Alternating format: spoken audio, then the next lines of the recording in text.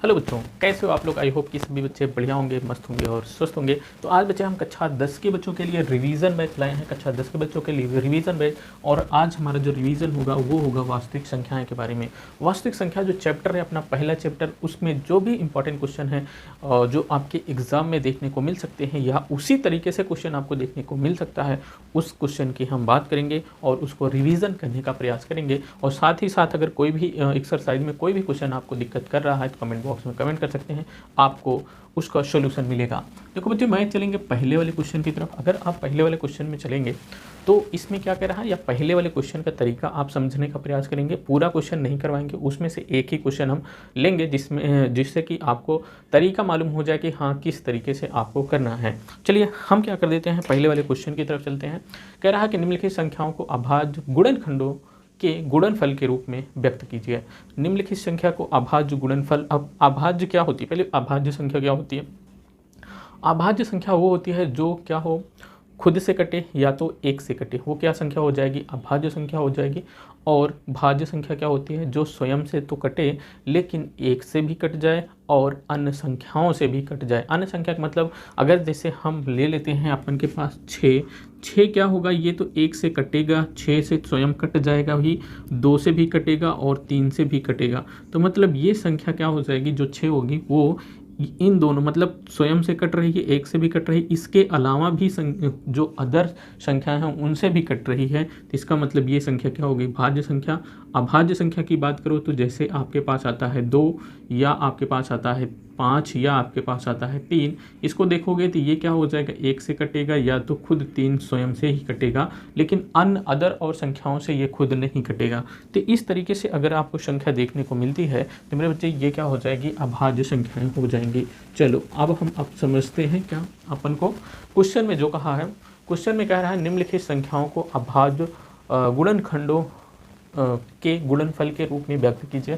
पहले क्वेश्चन में हम दूसरा वाला क्वेश्चन उठाते हैं, पहला वाला क्वेश्चन छोड़ के दूसरा वाला क्वेश्चन को उठाते हैं, और उसमें कहा है कि 156, देखो क्या है आपके पास, 156 को अभाज्य गुणनखंड के रूप में व्यक्त करना है। अगर आपको क्या कर रही है, 156 जैसे दिया हो आपके क्वेश्चन में, अगर पूछा जा सकता है ये आपको क्वेश्चन में 2 नंबर में पूछा जाएगा या तो नहीं पूछा जाएगा। इसके बाद जो मैं क्वेश्चन करवाऊंगा वो क्वेश्चन आपको 2 नंबर 1 नंबर में आपको पूछा जाएगा, ठीक। इसके बाद जो क्वेश्चन करवाऊंगा इसको देखते हैं कैसे करते हैं। अभाज्य गुणनखंड, देखो पहले ये क्या करेगा, 2 से कटेगा। क्यों 2 से कटेगा, क्योंकि पीछे 2 वाला कट जाए, 2 से कट जाएगा, 6 क्या होगा, 2 से कट जाएगा। तो 2 7 14 हो गया, 2 8 16 हो गया, फिर 2 से 2 3 6 हो गया, यहाँ एक बचा 18 हो गया, 2 नहीं 18, फिर क्या कटेगा, 3 से कटेगा, 3 एक नम 3 और 3 त्रिक 9, फिर कितने से कटेगा, 13 से कटेगा, 13 एक नम 13 हो गया। क्या किसी को दिक्कत हुई, किसी को दिक्कत नहीं हुई। अब उस वही कह रहा अभाज्य गुणन खंडों के गुणनफल के रूप में व्यक्त करना है। तो आप देखना, इसको अभाज्य गुणनखंडों के गुणनफल के रूप में व्यक्त करोगे तो आपके पास पहला क्या है, 2 है, फिर दूसरा क्या है, 2 है, फिर तीसरा क्या है, 3 है, फिर चौथा क्या है, 13 है। यही आप अगर आप और भी कर दो तो 2 एक पावर इसकी कितना, 2 हो जाएगी, मल्टीप्लाई 3 हो गया, मल्टीप्लाई 13, ये क्या हो गया, आपका अभाज्य गुणनखंड के रूप में व्यक्त हो गया। मतलब इसी तरीके से अगर आपको कहेगा कि अभाज्य गुणनखंड के रूप में व्यक्त करिए तो आप ऐसे लिख देंगे तो आपको सही हो जाएगा। ये हो गया। और हम चलते हैं अब हम इसी में दूसरे वाले क्वेश्चन की तरफ। दूसरे वाले क्वेश्चन आप उसमें देखिएगा, किस में देखेंगे, आप बुक में देखेंगे। दूसरा वाले क्वेश्चन में कह रहा है कि पूर्णांकों के निम्नलिखित युग्मों के HCF और LCM ज्ञात कीजिए तथा इसकी जांच कीजिए कि दो संख्याओं का गुणनफल HCF मल्टीप्लाई LCM के बराबर होगा कि नहीं होगा। चलिए मैं क्या कर देता हूँ, पहली बात तो हमारे पास 2 संख्याएँ दी हैं, क्या हैं, एक तो पहली भी संख्या है, दूसरी भी संख्या है। अगर हम बात कर लें इसमें जो इम्पॉर्टेंट क्वेश्चन आपके एग्जाम में पूछा जाएगा, दूसरे वाले में आपको दूसरा वाला क्वेश्चन आपको इम्पॉर्टेंट क्वेश्चन है, इसको लिख लेना बच्चे, इम्पॉर्टेंट क्वेश्चन है, या IMP में लिख लेना, शॉर्ट में लिखेंगे हम IMP में लिख लेना बच्चे, कि दूसरा वाला जो क्वेश्चन होगा ये इंपॉर्टेंट रहेगा। इसको आपको पूछ सकता है किसी भी तरीके से, आपको 2 नंबर में भी ये क्वेश्चन आ सकते हैं। तो आपको अगर हम देखें तो हमारे पास दूसरा क्वेश्चन क्या है, 510 है और कितना है, 510 के बाद 92 है।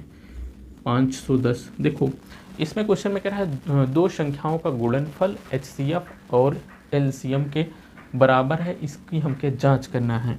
तो हम क्या कर लेंगे, पहले आप निकालेंगे यहाँ पे दो संख्याओं का अभाज्य गुणनखंड निकाल लो। पहले देखो अभाज्य गुणनखंड इस तरीके से निकाला जाता है, या दो संख्याओं का गुणनखंड कैसे करेंगे उसको हम देख लें। एक संख्या ये, एक संख्या ये, दो संख्याएं हैं।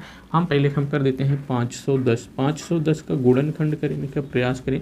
तो यहाँ पे देखो इस तरीके से आप इसको भी बनाएंगे या करेंगे एग्ज़ाम में, या आप ऐसे ही कर सकते हैं तो खुद से कर सकते हैं। जैसे इसको डायरेक्ट लिख सकते हैं तो डायरेक्ट लिख लेंगे, नहीं लिख सकते तो जैसे 510 है, इसको हम कैसे, 10 है पीछे 10 है ना, ये कितने 2 से डिवाइड हो जाएगा, इसका मतलब 2 से डिवाइड करेंगे, 2 दूनी 4, इसके पास एक बचा, एक यहाँ, 2 पंचे 10 हो गया, यहाँ पे 10 बचा, 2 पंचे 10 हो गया। क्या अब 2 से कटेगा? नहीं कटेगा। हमको लग रहा है ये 5 से कट जाएगा, तो हम 5 से काट देते हैं। 5 अनैया 45 और 5 कम 5। और देखो ये कितने से कटेगा, 17 त्रिक 51, 17 चौको 68, 17 पचे 85, 17 छक्का 102, लेकिन 17 से भी नहीं कट रहा है। 2 से कटा, 5 से कटा, 5 9 45, 5 कम 5, 2 दूनी 4, 2 चौक 8। यहाँ पे गलती हो गया मेरे बच्चे, इसको 510 से अगर भाग दोगे 2 से तो ये क्या हो जाएगा, 2 दूनी 4 जाएगा ना, 2 दूनी 4 होना चाहिए, फिर एक बचेगा, 2 पंचे 10, यहाँ हो गया, फिर एक बचा, 2 पंचे 10। यहाँ पे जो 4 लिखा हुआ है ये गलती लिखा हुआ, यहाँ पे 2 रहना चाहिए। अब देखो अब तो समझ में आया, 25 को 25 पंचे या 25 हो जाएगा, 5 का नम 5। अब यहाँ देखो 3 से कट जाएगा, 3 17 में, 3 का नम 3, 3 7 21, 17 हो गया। फिर क्या हो जाएगा, ये 17 से कट जाएगा, 17 का नम 17 हो जाएगा। इसका मतलब 510 क्या हो जाएगा, अभाज्य गुणनखंड के रूप में लिखें तो ये क्या हो जाएगा, 2 2 3 इसको लिख लिए, 5 इसको लिख रहे हैं, मल्टीप्लाई क्या हो जाएगा, 17 हो जाएगा। अब देखो यहाँ पे हम बच्चे बात कर लेंगे, यहाँ पे आपको क्वेश्चन पूछ सकता है ये दोनों संख्याएं रखकर HCF क्या होगा, इसका HCF निकालिए, LCM निकालिए, ये भी आपको क्वेश्चन में पूछ सकता है। तो HCF क्या होगा, LCM क्या होगा, और जो क्वेश्चन कहा है कि आप क्या करिए कि क्वेश्चन दोनों संख्याओं के गुणनफल को बराबर क्या होगा, HCF और HCF मल्टीप्लाई LCM के बराबर होगा। तो उसको तो हमको जांच भी करना है, लेकिन मान लो वो जांच करने वाला चीज़ ना दे तो आपको क्या पूछ सकता है कि आप सिर्फ इन दोनों संख्याओं का HCF या LCM निकालिए। तो इसलिए मैं इस क्वेश्चन को रखने का प्रयास कर रहा हूँ। 2 नंबर में आपको क्वेश्चन इस तरीके से क्वेश्चन पूछने को या इस तरीके से क्वेश्चन आपको देखने को मिल सकता है। ज़रूरी नहीं है कि ये जो नंबर ऑफ डिजिट है या ये नंबर जो डिजिट है यही सेम रहे, दूसरी डिजिट दे करके आपको पूछ सकता है, ठीक, लेकिन तरीका यही रहेगा। चलिए आगे देखते हैं। 92 को हम क्या करेंगे, देखो 92 को भी आप इसी तरीके से लिख सकते हो। आप अगर डायरेक्ट, जैसे आप क्या करना है, आपको नहीं लिखना है, आप डायरेक्ट भी कर सकते हो। डायरेक्ट कैसे करोगे, या हम थोड़ा से बता देते हैं 92 वाले को भी। हम 92 वाले को कैसे करेंगे, 92 को ऐसे करना, फिर इसको 2 से डिवाइड करोगे, क्या कट जाएगा, बिल्कुल कटेगा, 2 चौक 8 हो जाएगा, बच्चा इसके पास 1 और 2 12 हो जाएगा, और 2 छंग 12। तो आप फिर 2 से काटोगे तो 2 से कटेगा, 2 दूनी 4 और 2 तिहाई 6, फिर कितना हो गया, 23 से ही कटेगा, 23 स्वयं से कटेगा, 23 का नम 23, मतलब इसका गुणनखंड कितना हो गया, 2 मल्टीप्लाई कितना हो जाएगा, 23 हो जाएगा। अब देखो मेरे बच्चे, HCF की बात आती है, इन दोनों संख्याओं का HCF क्या होगा। मैंने कहा है जब हमने एक्सरसाइज पढ़ा रहे थे तब मैंने बोला था बच्चे कि इस तरीके से जब इसका गुणनखंड निकालना तो अब क्या करना है, इन दोनों में देखना मैच क्या खा रहा है, ये दोनों मैच खा रहे हैं, इसको लिख लेना। फिर क्या करना, और कोई चीज़ मैच खा रहा है क्या, और कोई चीज़ मैच नहीं खा रहा है, तो इसका मतलब क्या होगा, इसका HCF क्या हो जाएगा, 2 हो जाएगा। LCM की बात करेंगे, LCM तो मैंने उसमें बताया था, आपने पहला वाला जब सेशन ले रहा था उसमें बताया था कि जो मिले उसको तो लिख लेना और जो ना मिले उसको भी लिख लेना। जैसे ये 2 तो मैच खा गया दोनों में, इसको लिख लिए, 2 क्या दोनों में है, नहीं है, इसको भी लिख लिए, ठीक। फिर मल्टीप्लाई किए, 3 क्या है दोनों में नहीं है, 3 भी लिख लिए, 5 क्या दोनों में है, नहीं है, इसको भी लिख लिए। मल्टीप्लाई 17 दोनों में नहीं है, इसको भी लिख लिया। 23 नहीं है, यहाँ पे इसको मैं हटा दूँ क्या, किसी को दिक्कत, इसको मैं हटा देता हूँ, किसी को दिक्कत नहीं होनी चाहिए। ठीक, चलो आगे देख लें। मल्टीप्लाई क्या कर दिए, 23 कर दिए। अगर इन सब का मल्टीप्लाई आप करोगे तो देखो कितना आता है, 2 दूनी 4, 4 3 12, 12 पंचे 60, और 60 को 60 का 17 में मल्टीप्लाई करो। देखो 2 दूनी 4, 4 3 12, 12 पंचे कितना हो गया, 60 हो गया। अब ये 17 और 23 बचा, और मल्टीप्लाई कितना बचा, 60। 17 त्रिक 51 हासिल 5, 17 दूनी 34, और 34 5 कितना हो जाएगा, 39 हो जाएगा। अब इसका इसमें मल्टीप्लाई करो, 0 हो जाएगा, और 6 कम 6 हो जाएगा, 6 ना का 54 हो जाएगा, और 6 त्रिक 18, 18 और 4 कितना हो जाएगा, 22 हो जाएगा। 18 6 त्रिक 6 9 का 54, देखो सॉरी ये क्या लिख रहा हूँ मैं, 6 1 कम 6 हो जाएगा, और 6 9 का 54 की 4 हो जाएगा, हासिल 5 हो जाएगा। 6 त्रिक 18, 18 5 कितना हो जाएगा, 23 हो जाएगा। हासिल जो जोड़ते हैं 23। तो आपके पास जो आंसर आना चाहिए, एलसीएम जो आना चाहिए वो आना चाहिए आपके पास एलसीएम यहाँ पे आपके पास आएगा 23,400 कितना 60। ये क्या हो गया मेरे बच्चे, ये हो गया आपके पास एलसीएम आ गया। अब आपन को जांच क्या करना था, जांच करना था कि दो संख्याओं का गुणनफल और बराबर एचसीएफ मल्टीप्लाई एलसीएम के बराबर होता है क्या। हमको जांच क्या करना है,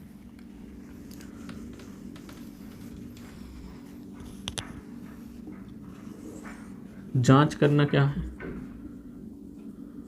जांच क्या करना है कि दो संख्याओं का गुणनफल, दो संख्याओं का गुणनफल बराबर क्या होगा, एचसीएफ मल्टीप्लाई एलसीएम के बराबर होना चाहिए। अब मेरे बच्चे दो संख्याओं का गुणनफल, दो संख्याएं क्या हैं, दो संख्याएं हैं अपना 510 एक संख्या और दूसरी 92 है। तो 510 अगर आप लिखो मल्टीप्लाई 92 कर दो, अगर इसको आप मल्टीप्लाई करो और ये दोनों की तरफ क्या होगा, एचसीएफ कितना है, एचसीएफ आपको है 2 और एलसीएम कितना है 23,460 है, 23,460 है। दोनों पक्ष क्या हो जाना चाहिए मेरे बच्चे, दोनों पक्ष बराबर हो जाना चाहिए। एक चीज़ और होता है कि अगर और भी तरीका है इसको करने का, मतलब लिखने का तरीका और है, जैसे दो संख्याओं का गुणनफल बराबर इसको एचसीएफ मल्टीप्लाई एलसीएम ना लिखते, इन दोनों संख्याओं को यहाँ पे लिख देते, ठीक, और उसके बाद क्या कर देते, फिर एचसीएफ मल्टीप्लाई एलसीएम आगे लिखते, उनका गुणा करते, फिर उनको बराबर करा जाता। तो आप कह देते कि हाँ दो संख्याओं का गुणनफल बराबर एचसीएफ मल्टीप्लाई एलसीएम होगा। क्या हम मोबाइल से मल्टीप्लाई कर देते हैं मेरे बच्चे, अगर हम मोबाइल से मल्टीप्लाई करने का प्रयास करते हैं तो हमारे पास कितना आता है, 510 को 510 मल्टीप्लाई 92 ये आता है 46,920 आता है। और इसको करो मल्टीप्लाई, 2 0 में 0, 2 छंग 12 की 2, 2 चौक 8, 8 1 9 हो जाएगा, और 2 3 6 की 6 हो गया, 2 दूनी 4 हो गया, 46,920 इस तरफ भी आ गया, 46,920 इस तरफ भी आ गया। आई होप कि क्वेश्चन समझ में आया होगा। उन्होंने जांच करने के लिए कह हाँ, तो हमने जांच किया तो दोनों तरफ बराबर आ गया। इसका मतलब जो इन्होंने कहा था, जो क्वेश्चन दिया था कि हाँ ये दोनों संख्याओं का गुणनफल एचसीएफ मल्टीप्लाई एलसीएम के क्या हो जाएगा, बराबर हो जाएगा। तो ये हो गया अपना दूसरा क्वेश्चन। ये मोस्ट इंपॉर्टेंट क्वेश्चन है। इसको इस तरीके से क्वेश्चन आपको एग्जाम में 2 नंबर के 2 मार्क्स लेकर आएंगे। इस तरीके से जो क्वेश्चन आपको पूछा जाएगा। दूसरा नंबर, ये वाला क्वेश्चन मुश्किल से पूछा जाता है, ठीक, इस तरीके से क्वेश्चन पूछा जाएगा। इसमें एक तरीका और भी हमने बता दिया कि एचसीएफ कैसे निकालना है आपको। यहाँ पे देखो एचसीएफ कैसे निकालना है, और मैंने बताया कि एलसीएम कैसे निकालना है, इसको भी मैंने बता दिया। तो यहाँ से 2-3 क्वेश्चन आपको कवर हो जाते हैं जो 1 नंबर में देखने को मिलेगा। इस तरीके से उसमें क्या पूछेगा, एलसीएम मतलब 2 संख्याएं दे देगा, 3 संख्याएं दे देगा, 4 संख्याएं देंगे, उसका एलसीएम बताना रहेगा कैसे निकलेगा, या उसका एलसीएम कितना होगा और फिर एचसीएफ कितना होगा वो भी पूछ सकता है। तो आपको मैंने एलसीएम कैसे निकलेगा, एचसीएफ बता दिया कैसे निकलेगा। और फिर से देख लो, HCF मैंने कहा कि जब आप गुणनखंड लोगे निकालोगे तो आप क्या करो, दोनों में कौन सी संख्याएं मिल रही हैं उसको आप निकाल ले लोगे तो वो क्या हो जाएगा, HCF हो जाएगा। एलसीएम निकालने के लिए तो जो संख्या मिल रही है उसको तो लिख लेना ही, जो नहीं मिल रही है उसको भी लिख लेना। जैसे 2 नहीं मिल रहा, 2 को लिख लिया, 3 यहाँ नहीं मिल रहा, 3 को भी लिख लिया, 5 था 5 लिख दिया, 17 था 17 लिख दिया, 23 था 23 था। ये जो 2 मिल रहा था इसको भी मैंने लिखा हुआ है। मतलब सारी संख्या मैच करेंगी। अगर ये मैच कर रही हैं तो दोनों को जो मैच कर रहे हैं उसको एक ही संख्या लेना है। मतलब जो दोनों मैच कर रहे हैं उसको एक ही संख्या लेना है, उससे ज़्यादा संख्या नहीं लेना है। तो ये हो गया एलसीएम और एचसीएफ। और ये अपना चैप्टर नंबर पहले से दूसरा वाला जो क्वेश्चन था आई होप कि क्लियर हुआ होगा। इसके बाद आगे चल लेते हैं जो और भी तरीके से आपको क्वेश्चन पूछे जा सकते हैं। मैंने एचसीएफ और एलसीएम की बात कर ही रहे थे, तो जैसे आपके पास इसी चैप्टर में पहले ही चैप्टर में तीसरे नंबर के क्वेश्चन में जाओगे तो तीसरे नंबर के क्वेश्चन में से एक क्वेश्चन मैं उठा लेता हूँ, चाहे जो भी क्वेश्चन उठा लेता हूँ एक क्वेश्चन मैं उठा लेता हूँ। मान लेते हैं पहला वाला ही क्वेश्चन ले लेता हूँ। तो पहले वाले क्वेश्चन में कह रहा है कि 12, 15 और 21 के अभाज्य गुणनखंड विधि द्वारा निम्नलिखित पूर्णांकों के एलसीएम और एचसीएफ ज्ञात करना है। देखो एलसीएम एचसीएफ मैंने बताया कैसे ज्ञात करना है, लेकिन फिर से बता देते हैं। जब आपको 3 संख्याएं दिख जाएं तब आप एलसीएम और एचसीएफ कैसे निकालेंगे। जैसे आपके पास है 12, 15 और कितना है 21 का एलसीएम, 21 का एलसीएम और एचसीएफ निकालना है, यही है ना। ठीक यही है। चलो 12 लिख लो यहाँ पे। 12 को आप लिखेंगे गुणनखंड विधि से, 2 दूनी 4 और 4 तिहाई क्या हो जाएगा 12 हो जाएगा। 15 को अगर आप गुणनखंड करोगे तो क्या हो जाएगा 3 5 15 हो जाएगा। 21 का गुणनखंड करोगे तो 21 का क्या हो जाएगा 3 सते क्या हो जाएगा 21 हो जाएगा। देखो 3 सते 21, 3 5 15, 2 दूनी 4 4 तिहाई 12। HCF इसका क्या निकल के आएगा बच्चे, HCF आपका निकल के आएगा। तो मैंने कहा जो मिल जाए, जो सब में मिले, तो यहाँ पे देखो 3 मिल रहा है, यहाँ भी 3 मिल रहा है, यहाँ भी 3 मिल रहा है। मैं जो गोला कर रहा हूँ इसको एग्ज़ाम में आपको गोला करने की ज़रूरत नहीं है, आपको सिर्फ यहाँ पे HCF बराबर 3 लिख देना है, गोला नहीं करना। ये तो मैं आपको समझाने के लिए कह रहा हूँ। तो HCF आपके पास कितना आ गया 3 आ गया।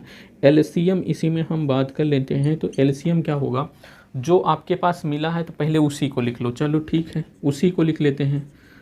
अब जो नहीं मिला हुआ है, जैसे 1 2 नहीं मिला, 3 नहीं मिला, 2 नहीं मिला, तो और 1 2 ये वाला भी नहीं मिला किसी में, 5 नहीं मिला और 7 नहीं मिला। अब बच्चे देखो इसका लिखने का जो तरीका है बेस्ट तरीका ये है, मतलब आप ऐसे भी लिख सकते हो। लिखने का जो बेस्ट तरीका सीरियल तरीके से, जो 2 है ना, 2 को पहले लिखो, मतलब छोटी संख्या से बड़ी संख्या की ओर चलना चाहिए। तो इस 2 को आगे कर लो और ये 3 को पीछे कर लो। तो देखो मैंने क्या कर दिया 2 × 2 × 3। इसमें कोई फ़र्क नहीं है, कोई दिक्कत नहीं। इस तरीके से लिखने में और भी अच्छा रहेगा, एग्जामिनर को लगेगा बहुत अच्छा लड़का लिखा हुआ है। तो आप इसको 2 दूनी 4 तिहाई 12 पंच 60 और 60 का 7 से मल्टीप्लाई करोगे तो 7 मतलब 420 हो जाएगा। तो एलसीएम आपके पास निकल के आया कितना बच्चे 420 निकल कर आया। आई होप के क्वेश्चन समझ में आया होगा। 3 नंबर का जो क्वेश्चन था हमने उसको कर लिया। इसके बाद 4 5 6 7 जो क्वेश्चन है इसको भी मैं करने का प्रयास करूँगा। 4 नंबर तो नहीं करूँगा, 5 6 7 3 क्वेश्चन और हैं उसको करूँगा, तब आपकी एक्सरसाइज फर्स्ट कंप्लीट हो जाएगी। चलिए मेरे बच्चे हम चल लेते हैं अब अपने 5वें नंबर के क्वेश्चन के। चलिए बच्चे हम देख लेते हैं 5वें नंबर के क्वेश्चन की तरफ। 5वें नंबर के क्वेश्चन की अगर हम बात करेंगे, ये भी क्या है इंपॉर्टेंट ही क्वेश्चन आपको देखने को मिलेगा। अगर ये क्वेश्चन आपको एग्जाम में पूछा जाएगा तो 2 नंबर में एग्जाम में ये क्वेश्चन पूछे जाएंगे। अगर हम बात कर लें क्वेश्चन में क्या है, कह रहा है जांच कीजिए क्या किसी प्राकृतिक संख्या n के लिए संख्या 6 पावर n अंक 0 पर समाप्त होगा। तो अगर हमारे पास क्या है कोई संख्या 6 पावर n, जो n क्या है एक प्राकृतिक संख्या है, और कह रहा है कि जो n के लिए संख्या 6 पावर n अंक 0 पर समाप्त होगा। अगर ये क्या हो 0 पर समाप्त हो जाए, 6 पावर n यदि 0 पर समाप्त होगा, इसका मतलब अगर हम पहली छोटी संख्या देखें 0 पे कौन समाप्त हो रही है, 10 क्या होगा 0 पे समाप्त होगा, 1 से शुरू हुआ 0 पे समाप्त हुआ। इसका अगर हम गुणनखंड निकालें तो 2 मल्टीप्लाई कितना हो जाएगा 2 मल्टीप्लाई 5 आएगा। इसका मतलब जो ये क्या होना चाहिए, ये इसमें क्या गुणन होना चाहिए। जब ये इसमें गुणन हो जाएगा तो क्या हो जाएगा, ये किससे डिवाइड हो जाएगी, कोई ऐसी संख्या होगी जो इसका क्या होगा 0 पर ये क्या हो जाएगी समाप्त होगी।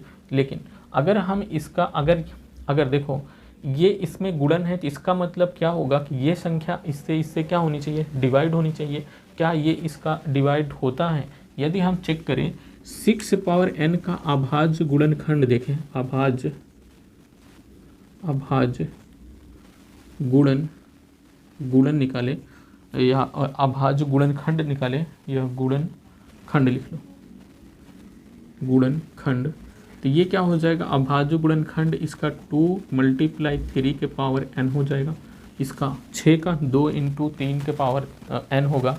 लेकिन हम देख रहे हैं कि इसके पास क्या है 2 तो है 3 तो है लेकिन 5 नहीं है। देखो 5 जिसके पास होगा वही क्या होगा उसके पास 0 पे समाप्त, वही संख्या क्या होगी 0 पे समाप्त होनी चाहिए। यहाँ पे हम देख रहे हैं 6 पावर n का अभाज्य गुणनखंड निकालें, 2 × 3 के पावर n आ रहा है, कोई भी संख्या 5 नहीं आ रही है। 5 को अगर 2 में मल्टीप्लाई करोगे तभी वो क्या होगा 10 बनेगा, और जब 10 बनेगा तभी क्या होगा वो 5 से विभाजित होगा। अतः हम लिख सकते हैं कि अतः ये क्या होगा 5 से विभाज्य नहीं है। अतः यहाँ पे लिखना अतः 6 पावर n 6 पावर n 5 से विभाज्य नहीं है, विभाज्य नहीं है। इसलिए क्या हो जाएगा, जो उन्होंने क्वेश्चन में कह रहा कि n के लिए संख्या 6 पावर n 0 पर समाप्त होगी, इसलिए संख्या 6 पावर n 0 पर समाप्त नहीं होगी। देखो फिर से देख लो 6 पावर n आपको संख्या है, इसको कह रहा है क्या ये 0 पे समाप्त होगी।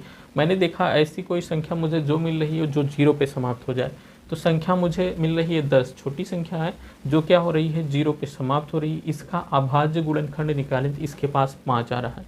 यदि ये 6 के पावर n 0 ये क्या हो 0 पे समाप्त होता तो उसका इसका गुणनखंड होना चाहिए 2 और 5, 2 भी होना चाहिए 5 भी होना चाहिए। लेकिन यहाँ पे देखें 6 पावर n का अभाज्य गुणनखंड करे तो इसके पास 2 और 3 आया लेकिन 5 नहीं आया। इसका मतलब 2 तो आ गया लेकिन 5 नहीं आया। इसका मतलब ये निकलता है अगर 5 होता तब मुझे पता हो जाता कि ये क्या हो जाएगा, ये 10 से डिवाइड होगा, 10 से डिवाइड होगा, इसका मतलब 6 पावर n के बाद में क्या होगा 0 आएगा। लेकिन मैंने देखा कि यहाँ कहीं इसमें गुणनखंड में इसका करें तो कहीं भी 5 नहीं आया। इससे ये पता हुआ कि यह संख्या क्या होगी 5 से विभाजित नहीं होगी। जब 5 से विभाजित नहीं होगी, लेकिन ये 2 से तो विभाजित हो रही है, 5 से विभाजित नहीं होगी, इसका मतलब इसके अंत में 0 पर जो 6 पावर n होगा वो 0 पर यहाँ पे लिख लें 6 पावर n अंक जो होगा 0 पर समाप्त नहीं होगा। क्या होगा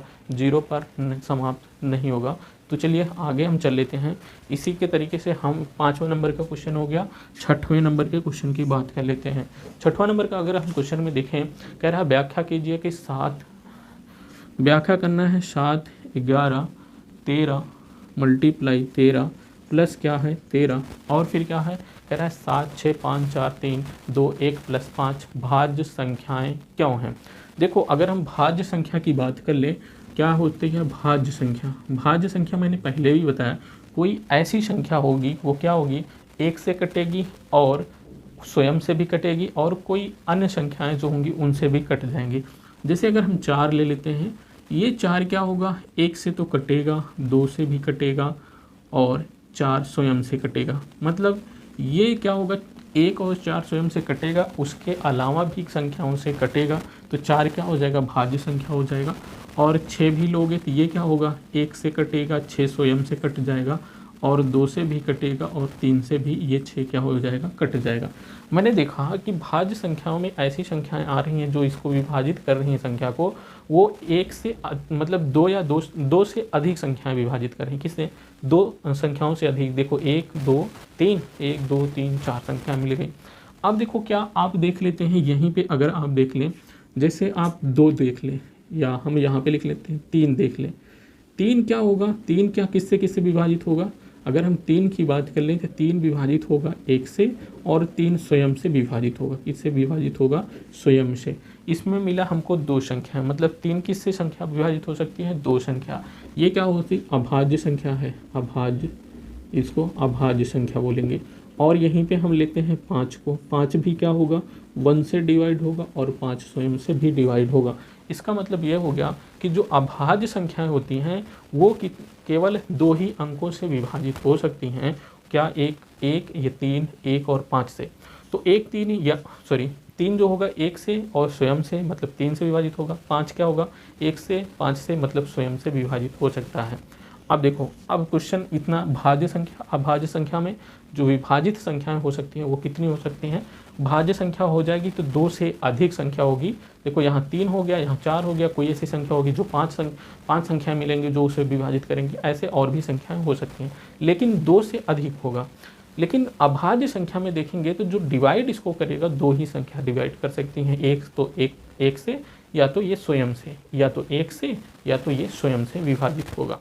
आप देखो क्वेश्चन में अगर देखना है तो कह रहा है कि व्याख्या कीजिए कि जो संख्या 7 मल्टीप्लाई 11 मल्टीप्लाई 13 प्लस 13 और एक और संख्या दिया गया है, भाज्य संख्याएं क्यों हैं? मतलब एक संख्या ये है और भी एक संख्या दे रखा है, ये संख्याएं भाज्य क्यों हैं? यदि इसका क्या हो? गुणनखंड। देखो यहाँ पे जो इसको डिवाइड करेगा, यहाँ पे देखो जैसे ये डिवाइड कर रहा है 6, क्या है? भाज्य संख्या है। इसका गुणनखंड करोगे तो ये 1 भी होगा, 2 भी होगा और 3 भी होगा। मतलब इसके 2 से अधिक गुणनखंड देखने को मिल रहे हैं। 4 को भी अगर देखोगे, 4 को भी तो 1 होगा, 2 होगा और 2 होगा। मतलब 2 से अधिक गुणनखंड देखने को मिल रहे हैं भाज्य संख्याओं में। लेकिन अभाज्य संख्याओं में चलोगे तो 3 बराबर आप क्या लिखोगे? 1 मल्टीप्लाई 3, यहाँ पे 2 ही गुणनखंड। यहाँ पे देखोगे 5 को 1 मल्टीप्लाई 5, 2 ही गुणनखंड देखने को मिले। इससे हमें ये पता हुआ कि भाज्य संख्याएं वो होंगी जिसके गुणनखंड 2 से क्या हों? अधिक हों, और अभाज्य संख्याएं वो होंगी जिसका गुणनखंड 2 ही गुणनखंड मिले। अगर हम इसमें पता कर लें कि इसके पास क्या है? 2 से अधिक गुणनखंड है, तब ये क्या हो जाएगी? भाज्य संख्या हो जाएगी। तो हमको यही तो व्यक्त करना है कि ये जो संख्या है ये क्या है? भाज्य संख्या है। तो मैं इसमें गुणनखंड चेक करने का प्रयास करता हूँ। 13 और 13, देखो 13 ये गुणन में है, यहाँ प्लस लगा 13 हम कॉमन ले लेते हैं। ठीक, कोष्टक में हो जाएगा 7 मल्टीप्लाई 11 प्लस क्या हो जाएगा? 1 हो जाएगा। अब देखो 13 ये हो गया मल्टीप्लाई, या हम कोष्टक में लिख लेते हैं, 7 को 11 77 हो जाएगा प्लस 1 हो जाएगा। और हम यहाँ पे क्या करेंगे? 13 77 एक 78 हो जाएगा, 78 हो जाएगा। अब इसको क्या कर सकते हैं? 13 मल्टीप्लाई 78 को हम क्या लिख सकते हैं? 2 से डिवाइड हो जाएगा। तो ये 2 से डिवाइड करेंगे तो इसको हम कर सकते हैं, या 13 छंग 78 भी कर सकते हैं, 13 मल्टीप्लाई 6 कर सकते हैं। अब यहाँ पे इसको 6 को भी हम क्या कर सकते हैं? 6 को भी कर सकते हैं, 2 मल्टीप्लाई 3 कर सकते हैं। ठीक, अब देखो 2 3 6 और 6 और 13 का मल्टीप्लाई करोगे तो कितना हो जाएगा? 78 हो जाएगा। अब यहाँ पे देखो ये संख्या भाज्य संख्या हो गई। क्यों हो गई? क्योंकि इसके पास 2 से अधिक गुणनखंड इसको देखने को मिल रहे हैं, इसलिए ये संख्या क्या हो जाएगी? भाज्य संख्या हो जाएगी। एक तो ये हो गया, हमको जो व्याख्या करना था। क्यों होगा? क्योंकि इसके गुणनखंड 2 से अधिक हैं। अब दूसरी संख्या हम इसी में देख लेते हैं। तो हमारे पास जो दूसरी संख्या है उसकी हम बात कर लेते हैं। है हमारे पास 7 6, क्या है? 7 6 5। दूसरी संख्या क्या है? 7 6 5 और क्या है?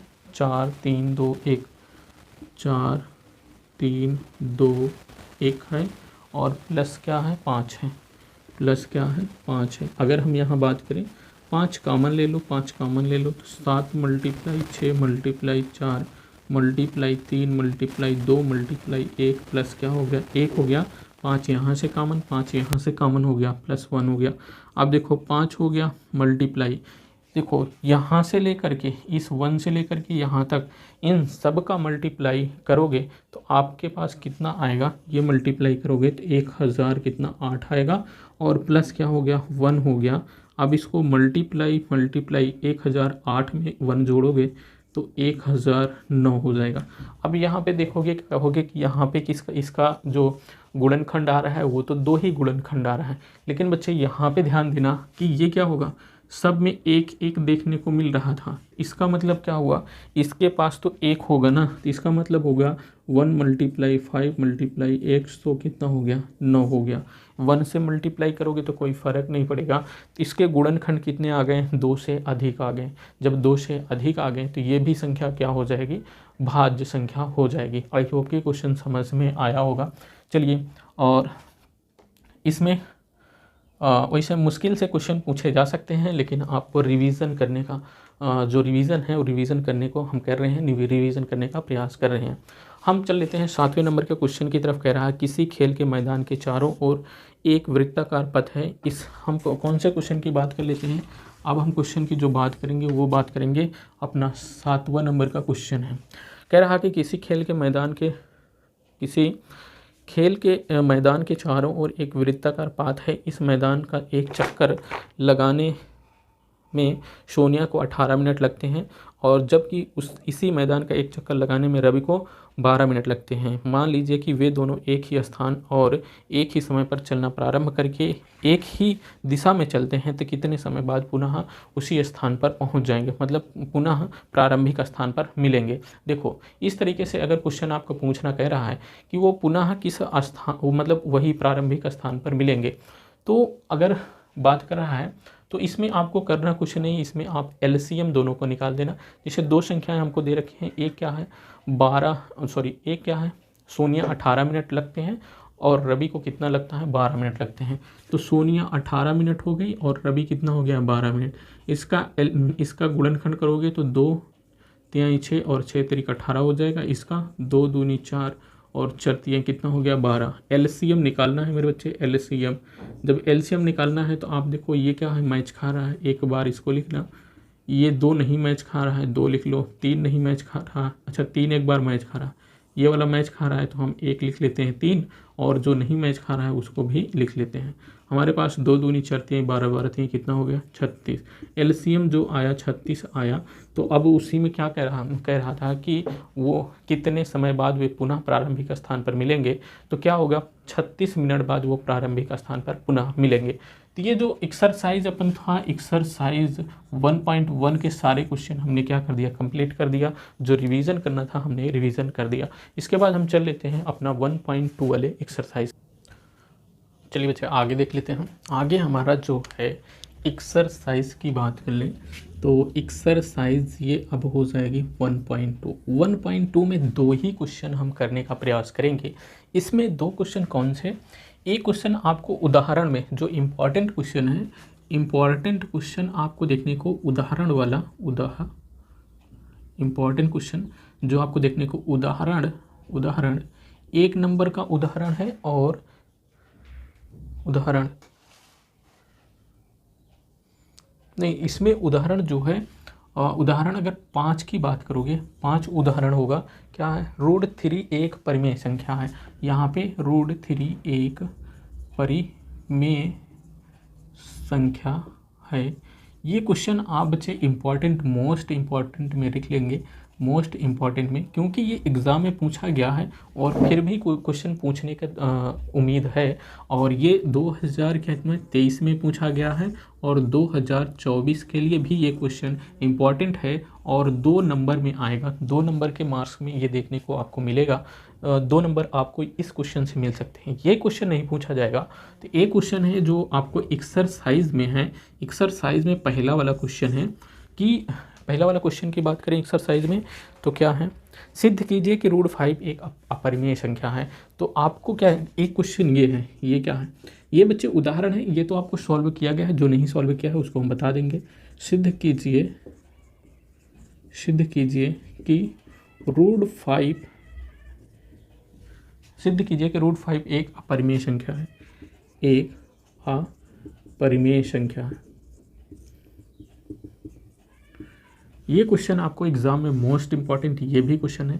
ये क्वेश्चन नहीं पूछा जाएगा तो ये वाला पूछा जाएगा। ये वाला 2023 में पूछा गया है तो ये 2024 में भी पूछा जा सकता है। तो ये भी मोस्ट या आईएमपी में लिख लो, ये भी क्वेश्चन क्या है, आईएमपी में है। और ये 2024 के लिए इस क्वेश्चन को लिख लीजिए, ये वाला। अब देखो कह रहा है सिद्ध कीजिए कि रूट 5 एक अपरिमेय संख्या है। आप जाएंगे हमारे सेशन में जो 1.2 का सेशन लिए हैं, तो आप उसमें जाएंगे तो बहुत ही अच्छे तरीके से सारे क्वेश्चन को मैंने किया है। यहाँ पे थोड़ा रिवीजन कर रहे हैं तो हम समझने का प्रयास करते हैं। हमको सिद्ध करना है कि रूट 5 क्या है, एक अपरिमेय संख्या है। हम मान लें, क्या मान लें, माना ये क्या है, अपरिमेय संख्या नहीं परिमेय संख्या है। माना कि रूट 5 क्या है, रूट 5 ये क्या है, परिमेय संख्या है, परिमेय संख्या है। जब हम मान लिए कि रूट 5 परिमेय संख्या है, हम जानते हैं जो कोई परिमेय संख्या होती है तो उसको हम क्या कर सकते हैं, कोई परिमेय संख्या उसको हम p/q के रूप में लिख सकते हैं, मतलब p/q के रूप में लिख सकते हैं अंश और हर में। इसका मतलब रूट 5 बराबर हम इसको लिख सकते हैं किसके, a/b के रूप में। a/b क्यों, और जहाँ b क्या होगा, ये 0 नहीं होगा, मतलब b क्या होगा, 0 ना हो, और ये क्या होगा, a/b अर्थात यह p/q के रूप में लिख सकते हैं अंश और हर में। तो ये क्या हो गया, इतना लिख दिया। अब मैंने क्या कर देता हूँ, हम और एक चीज़ देखना, और a/b के रूप में क्यों लिख दिया, क्योंकि इसका a और b क्या है, पूर्णांक संख्याएं हैं, और ना तो a का ना तो b का कोई अब गुणनखंड रह गया है। मतलब देखो, जैसे आप लिख सकते हो क्या, जैसे आप 7/2 लिख दो, 7/2 लिखोगे तो अब देखो, इसको ना तो 7 का आप कोई गुणनखंड है, ना तो 2 का आप कोई गुणनखंड दिख रहा। इसका मतलब ये हुआ कि इसका अब कोई गुणनखंड हमें देखने को नहीं मिल रहा है। तो जब इसका गुणनखंड कोई देखने को नहीं मिल रहा है तो हम इसे इसलिए p/q के रूप में छोड़ दिए हैं। अब इसको इस साइड में मल्टीप्लाई कर दो, b√5 बराबर a हो गया। अब हम क्या कर देते हैं, दोनों का स्क्वायर कर देंगे। यहाँ पे लिख लेना दोनों तरफ, या लिख लेना दोनों तरफ क्या करने पर, दोनों तरफ स्क्वायर करने पर, जब आप स्क्वायर करोगे तो b का भी स्क्वायर हो जाएगा, 5 का भी स्क्वायर करोगे तो 5 का स्क्वायर, सॉरी रूट 5 का स्क्वायर करोगे तो 5 हो जाएगा। a का स्क्वायर करोगे तो क्या हो जाएगा, a का स्क्वायर करोगे तो, सॉरी a का करोगे स्क्वायर तो a स्क्वायर हो गया। मतलब दोनों तरफ का हम क्या कर दिए, हम दोनों तरफ वर्ग कर दिए। जब वर्ग कर दिए तो b स्क्वायर हो गया इंटू 5 हो गया, a स्क्वायर इंटू 5 हो गया। अब मेरे बच्चे एक आप प्रमेय अगर आप देखेंगे, प्रमेय आपके उसमें कहा है कि प्रमेय में है यदि p जो है a स्क्वायर को विभाजित करती है तो p a को विभाजित भी करेगी। मतलब एक प्रमेय आपको ये है 1.2 प्रमेय है। वो कह रहा कि यदि कोई संख्या p है, यदि ये p a स्क्वायर को विभाजित कर रहा है तो ये p क्या करेगा, a को भी क्या करेगा, विभाजित करेगा। क्या करेगा, विभाजित करेगा। इसी प्रकार अगर ये 5 a स्क्वायर को विभाजित करेगा तो क्या 5 a को भी नहीं विभाजित करेगा। मान लो जैसे 2 क्या कर रहा है, 4 को विभाजित कर रहा है, मतलब या 16 को विभाजित कर रहा है, 16 को विभाजित कर रहा है। अब 16 को मैं क्या लिख सकता हूँ, 16 को 4 का स्क्वायर लिख सकता हूँ।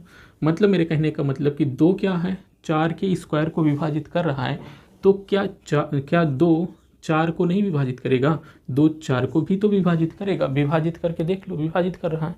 इसी प्रकार ये कह रहा है 5 अगर इस स्क्वायर को विभाजित करता है, ये कैसे आप लिख सकते हैं, चूंकि b स्क्वायर बराबर आपके पास क्या है, b स्क्वायर इन मल्टीप्लाई 5 बराबर a स्क्वायर है। अगर b स्क्वायर बराबर क्या करोगे, a स्क्वायर अपन 5 करोगे, 5 से डिवाइड करोगे तभी तो b स्क्वायर आ रहा है।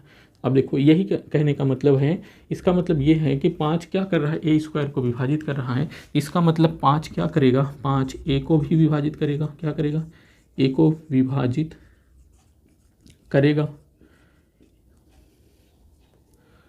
मैंने क्या कहा, 5 a को भी विभाजित करेगा। चूंकि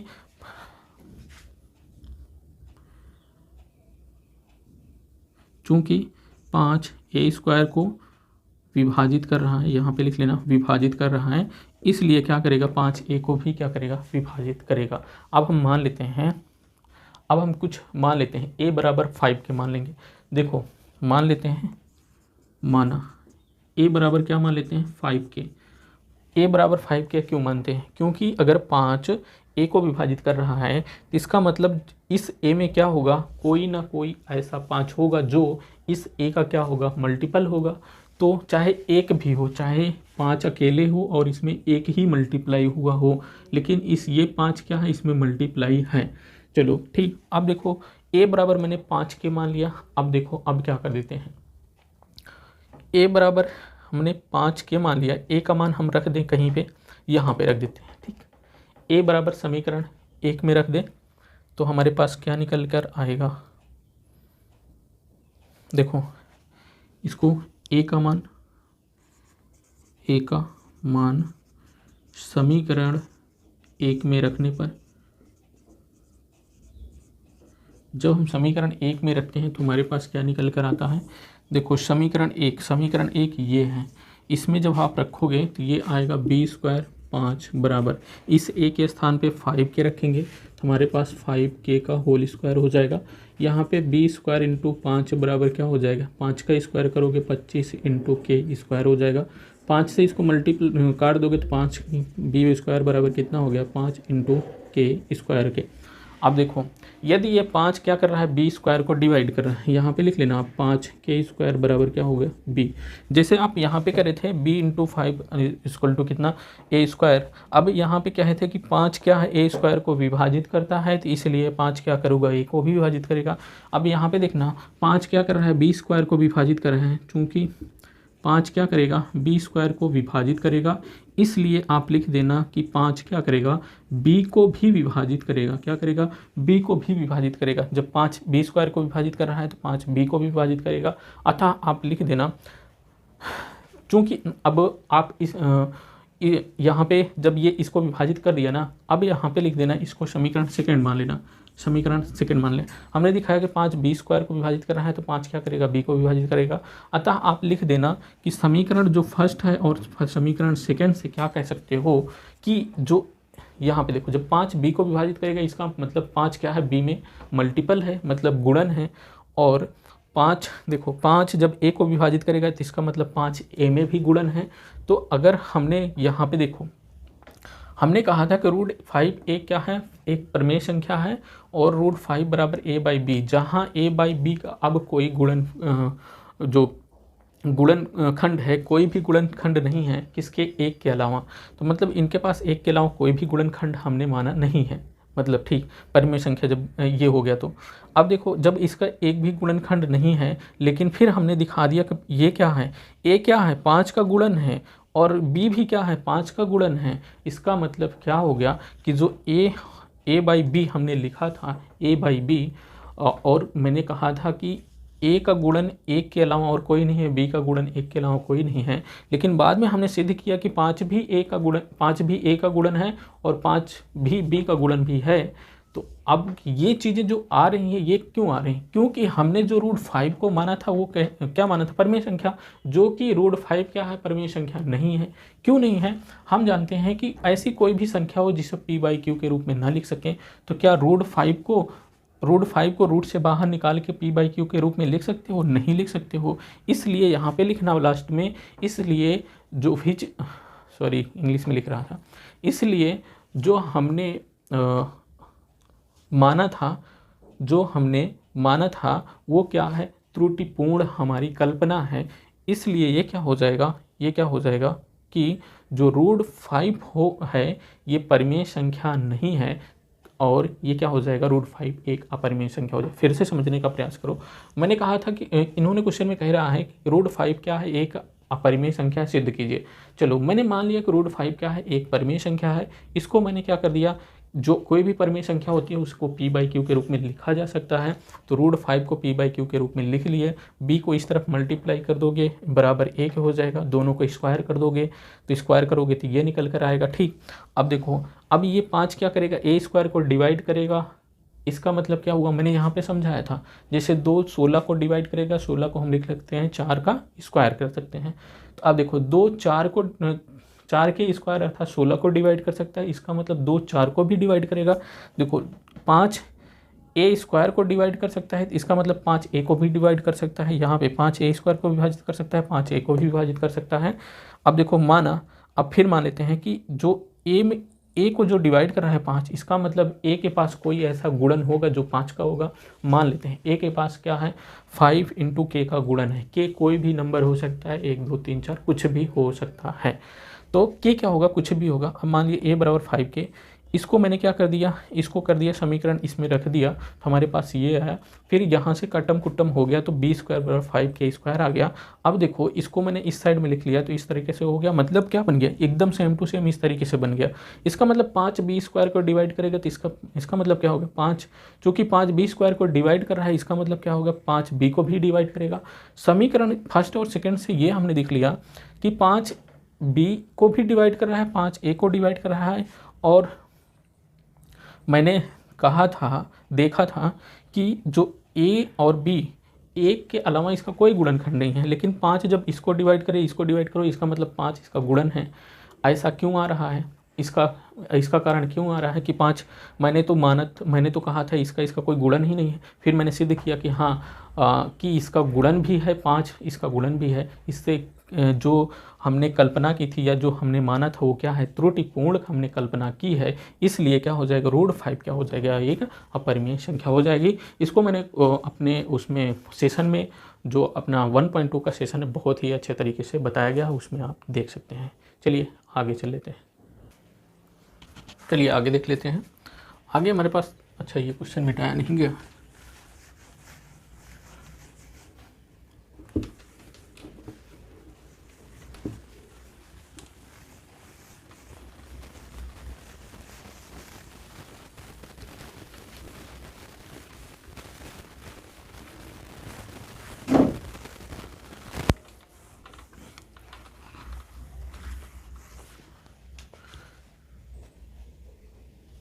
चलिए हम क्वेश्चन देख लेते हैं। तीसरे का दूसरा वाला क्वेश्चन देखो, तीसरे के दूसरे वाले क्वेश्चन में क्या कह रहा है, कह रहा है क्वेश्चन में सिद्ध कीजिए कि निम्नलिखित संख्याएं क्या है, अपरिमेय संख्या है। निम्नलिखित संख्या अपरिमेय संख्या सिद्ध करना है। मान लेते हैं कि जो संख्या दी गई है 7 और रूट 5 दिया गया है, इसको सिद्ध करना है कि ये क्या है, अपरिमेय संख्या है। अपरिमेय संख्या है, इसको सिद्ध करना है। चूँकि अगर आप ऐसे देखेंगे तो ये संख्याएं क्या है, अपरिमेय है, लेकिन हमको सिद्ध करना है। मान लेते हैं ये क्या है, एक परिमेय संख्या है। मान लेते हैं कि 7√5 क्या है, परिमेय संख्या, परिमेय संख्या है। जब ये परिमेय संख्या है इसका मतलब जो परिमेय संख्या होती हैं उसको p/q के रूप में लिख सकते हैं। इसका मतलब ये परिमेय है तो इसको भी हम क्या करेंगे, p/q के रूप में लिख सकते हैं, p/q के रूप में लिख सकते हैं, जहाँ q क्या होगा 0 के बराबर नहीं होगा, जहाँ q क्या होगा 0 के बराबर नहीं होगा।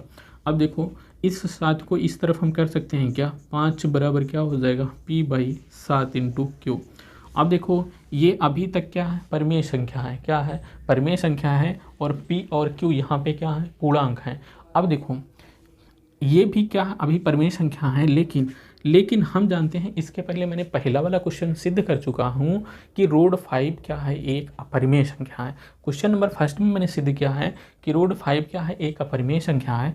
अब यहाँ पे हम दिखा रहे हैं कि ये क्या है, एक परिमेय संख्या दिखा रहे हैं। इसको आप लिखना, आप हिंदी में लिखना, और आप लिखने का तरीका मैंने जो सेशन लिया है उसमें बताया है, कोई भी दिक्कत नहीं होनी चाहिए। देखो यहाँ पे अब समझिए, p/q और इंटू 7 ये क्या होगा, परिमेय संख्या। इसका मतलब जब हम इसको पूरा परिमेय माने हैं तो ये भी क्या होना चाहिए, रूट 5 भी परिमेय संख्या होनी चाहिए। लेकिन क्या हो जाएगा, लेकिन वी नो दैट, या हम जानते हैं कि रूट 5 क्या है, एक अपरिमेय संख्या है, एक अपरिमेय संख्या है। और जो क्वेश्चन नंबर फर्स्ट है उसमें प्रूव भी कर चुके हैं कि अपरिमेय संख्या है। इसलिए क्या होगा, इसलिए आप लिखेंगे कि जो 7√5 क्या होगा, एक क्या होगा, अपरिमेय संख्या होगी, एक अपरिमेय संख्या होगी। ये बच्चे रिवीजन चल रहा है, आप इसलिए पूरा नहीं लिखा जा रहा है। आई होप के क्वेश्चन समझ में आया होगा। 1.2 के सारे क्वेश्चन, मतलब इस तरीके से क्वेश्चन आपको रहे हैं, इस तरीके से क्वेश्चन जितने भी हैं उन सबको करने का प्रयास कीजिए। और पूरी तरीके से अगर रिवीजन करना चाहते हैं पूरे क्वेश्चन का, तो आप हमारे जो भी प्लेलिस्ट बनी है कक्षा 10 की, उसमें जाएंगे। सबसे नीचे से आप पहला चैप्टर से जितना भी स्पीड आप कर सकते हैं, जो यूट्यूब का फीचर है स्पीड का, उतना स्पीड का इस्तेमाल करके आप उस सेशन को देखिए और जल्दी से जल्दी अपना रिवीजन करिए। तो चलिए, ये हो गया अपना जो वास्तविक संख्याएं हैं उसमें से किस तरीके से कौन से क्वेश्चन आ सकते हैं उनकी हम बात कर रहे थे। इसमें मैंने बताया ये वाला क्वेश्चन इंपॉर्टेंट नहीं है, लेकिन जो पहला नंबर का क्वेश्चन है, देखो पहला नंबर का जो क्वेश्चन है एक्सरसाइज का, और उदाहरण में जो रूट 3 दिया गया है, रूट 3 अपरिमेय संख्या जो सिद्ध करने का दिया गया है उसको, और यहाँ पहले क्वेश्चन में रूट 5 को अपरिमेय संख्या सिद्ध करने के लिए कहा है उसको, ये दोनों क्वेश्चन बहुत इंपॉर्टेंट हैं। यहाँ से आपको 2 नंबर के क्वेश्चन देखने को मिलेंगे। चलिए आगे चलते हैं। अब अपना जो नेक्स्ट वाला चैप्टर होगा उस नेक्स्ट चैप्टर में चलेंगे, और इस चैप्टर को मतलब इस चैप्टर में जितने भी क्वेश्चन इंपॉर्टेंट थे हम सभी सभी क्वेश्चनों को कर दिया है। आई होप कि आपको सेशन पसंद आया होगा। सेशन जैसे ही पसंद आता है अपने दोस्तों को शेयर करिए, सब्सक्राइब करिए, और आने वाला जो भी समय होगा मैं आपको एकदम जो एग्ज़ाम में जितने भी क्वेश्चन आएंगे हमारे इस सेशन से ही आएंगे, एक भी क्वेश्चन आपको छूटेगा नहीं। सारे तरीके मैं बता दूंगा जो भी आपके एग्ज़ाम में आने वाला है, और सारे तरीकों को मैं रटवा दूंगा। तो चलिए इस सेशन को यहीं पे ख़त्म करते हैं, अगले सेशन में फिर मिलेंगे, तब तक के लिए जय हिंद।